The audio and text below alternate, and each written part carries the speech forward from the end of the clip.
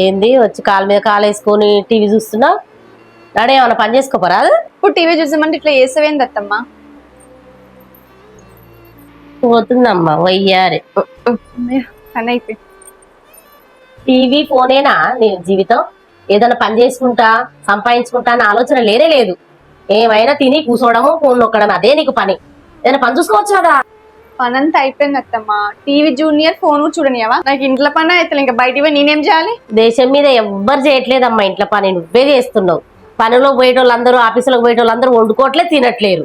మీరు అన్నట్లు నాకు 2 పనులు చేయడం చాదా కదా అత్తమ్మా. మీరు అన్నట్లు ఇంట్లో పని అంతా మీరు చేయండి, వంట చేసి పెట్టి నేను బయట జాబ్ చూస్తాను. మీరు ఆడ కూర్చొని బాగానే ఆర్డర్లు వేస్తున్నారు. ఇంట్లో పని చేస్తే తెలుస్తుంది మీకు. నాకు తెలవని పనులు అవి. నేను చేయందే నా పిల్లలు ఇంత పెద్దగా అయ్యిర్రా? నాకు ఎదురు చెప్తున్నావు నడా?